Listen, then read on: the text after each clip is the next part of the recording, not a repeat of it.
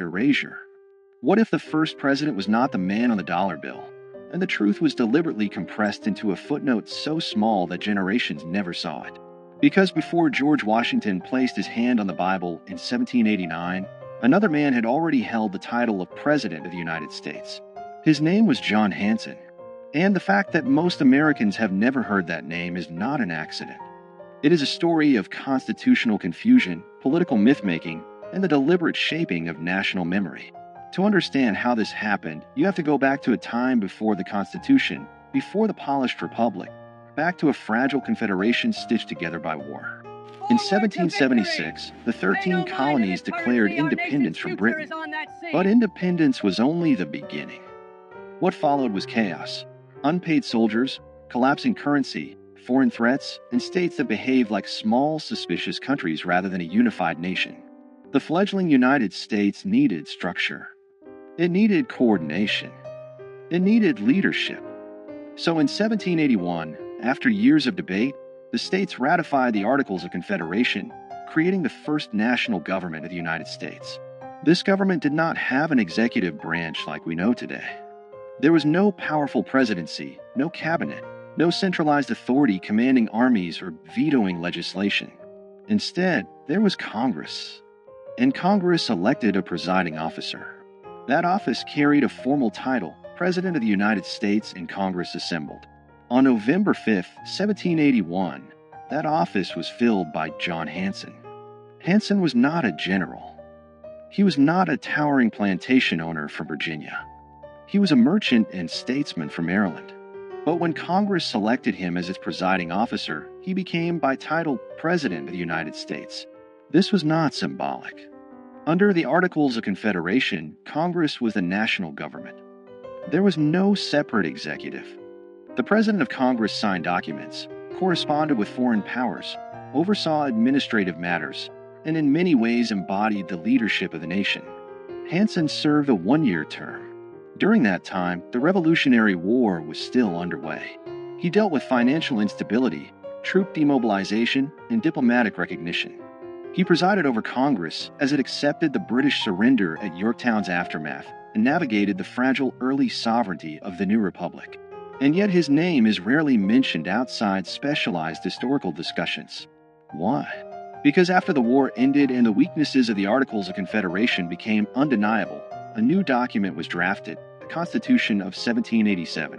This Constitution created a radically different office, a singular executive with defined powers, independent authority, and national visibility. It created what Americans now recognize as the presidency. In 1789, George Washington was elected under this new constitutional framework. He was not the first man to hold the title President of the United States, but he was the first president under the Constitution. That distinction matters. But over time, nuance was erased. The founders themselves understood the difference. They did not consider the presidency under the Articles equivalent to the executive created in 1787. The earlier office was primarily procedural, a presiding officer chosen by Congress, not a nationally elected executive. Yet as American mythology grew, complexity became inconvenient.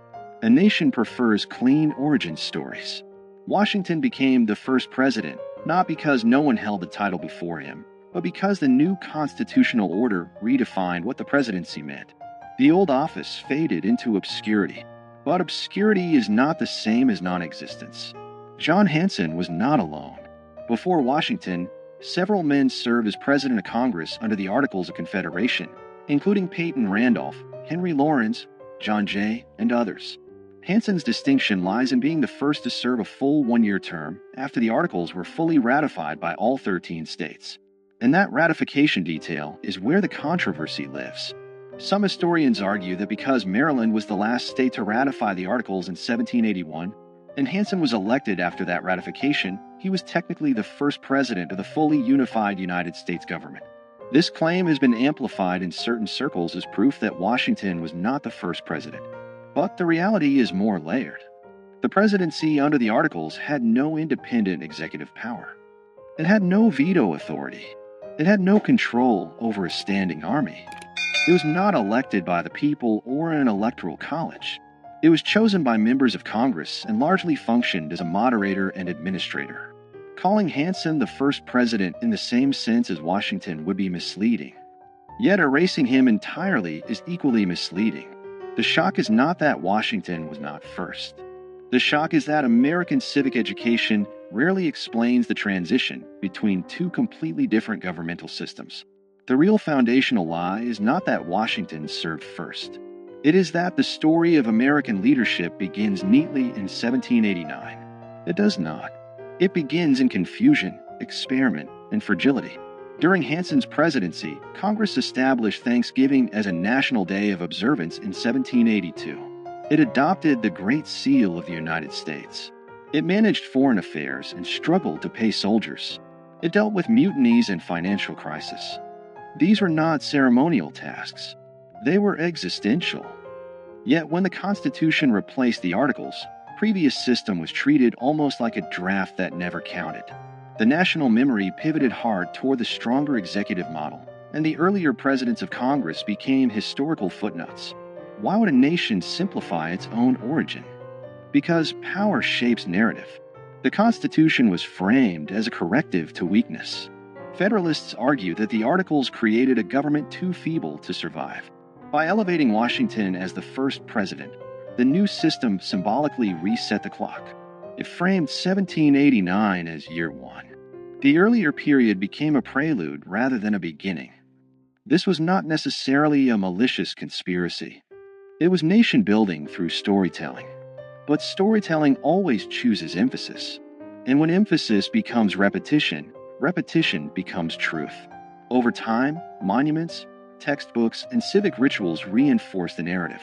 Washington was father of his country. He set precedents. He defined the executive branch. He stepped down voluntarily, shaping democratic norms. All of that is true. But what disappeared in the retelling was the messy prologue. The presidency did not emerge fully formed. It evolved. Under the Articles of Confederation, the central government had no power to tax. It could not compel states to provide troops or funds. Economic instability led to unrest like Shays' Rebellion in 1786–87. These crises exposed structural weaknesses. The Constitutional Convention of 1787 was not simply an upgrade, it was a reinvention. The executive office created in Article 2 of the Constitution bore little resemblance to the presiding officer of Congress under the Articles.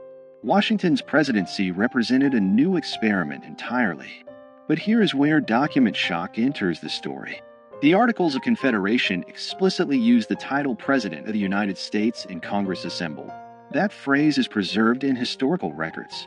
It is not folklore. It is written law. That means technically that someone held the title before Washington.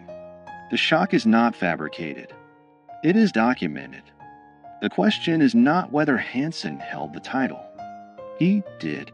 The question is whether holding that title made him equivalent to the constitutional presidency Americans celebrate. It did not. But the refusal to explain that difference clearly has fueled decades of confusion, and in some cases, deliberate myth-making. In the 20th century, certain advocacy groups and state historians promoted Hanson as the real first president, sometimes to elevate regional pride or challenge federal narratives. Statues were erected. Claims were printed in pamphlets. The nuance disappeared again, this time in the opposite direction. History swung from erasure to exaggeration. The truth lives in the middle. Washington was the first president under the United States Constitution. Hanson was the first president of Congress after full ratification of the Articles of Confederation. Both statements are accurate, but only one made it into national memory. This selective remembering reveals something deeper about American identity. The country prefers strong beginnings. It prefers heroic founders over experimental committees. It prefers marble certainty over procedural evolution. And so the fragile Confederation years are compressed into a blur between 1776 and 1789. That compression has consequences. When citizens believe their institutions sprang into existence fully formed, they misunderstand how governments evolve. They lose sight of how constitutional design responds to crisis. They forget that American democracy was not inevitable. It was negotiated, revised, and sometimes nearly abandoned. John Hanson's obscurity is not a scandal in the sense of conspiracy. It is a symptom of how nations curate memory. But in a broader sense, it does change everything. Because if the first chapter of the presidency has been simplified, what else has been streamlined for comfort? What other transitions have been flattened into clean narratives? The early republic was unstable. The Articles government was weak by design. Many Americans feared centralized authority after living under British rule. The pendulum swung towards state sovereignty, and then swung back when that model proved insufficient. Washington's presidency did not emerge from triumph alone. It emerged from failure. Understanding Hanson's role forces us to confront that failure. It reminds us that the United States had a first attempt at national government that did not work as intended. It reminds us that the presidency itself was born from revision. And it challenges the idea that history is a straight line. If Hanson is remembered only as a trivia question, was Washington really first? The deeper lesson is missed. The deeper lesson is institutional transformation. The presidency Americans know today is not static. It has expanded dramatically since 1789. Executive power has grown through war, legislation, judicial interpretation, and precedent. From Washington's cautious leadership to the sweeping authority exercised during the Civil War under Abraham Lincoln, to the global executive power of modern administrations, the office has continuously evolved. Recognizing the earlier presidency under the Articles reveals that evolution in its earliest stage. It shows that titles alone do not define power. Structures do. And structures can change. In the end, the accusation embedded in this story is not that America lied about Washington. It is that America simplified itself. It presented a polished origin instead of a complicated birth. John Hanson's relative obscurity is not an injustice of race or suppression in the way other historical erasures have been. It is a reminder that institutional memory is selective, but selective memory shapes civic understanding. When citizens learn that there was a president before Washington, even if only in a different governmental form, they are forced to reconsider what first really means. They are forced to look closer. And when people look closer at their foundations, they often discover cracks, not fatal ones, but human ones. That discovery does not weaken democracy. It strengthens it. Because mature nations do not fear complexity. They embrace it. America's first president was hidden, not in a secret archive, not in a burned document, but in the quiet margins of a transitional government that did not survive. And understanding that hidden chapter changes everything about how we see beginnings. It reveals that power is defined by structure, that titles can shift meaning, and that national memory is shaped as much by storytelling as by fact. George Washington remains the first president under the Constitution. John Hanson remains the first president of the United States in Congress assembled after full ratification of the Articles of Confederation. Both are true, but only one became legend. The question is not whether Washington deserves his place. He does. The question is whether we are willing to tell the whole story.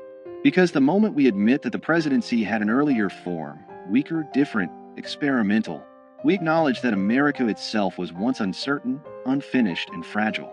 And that realization changes everything. It reminds us that the nation was built not only by giants carved in stone, but also by administrators whose names faded when the structure they served was replaced. History does not always erase with fire. Sometimes it erases with simplification. And sometimes the most powerful revelations are not about scandal, but about structure.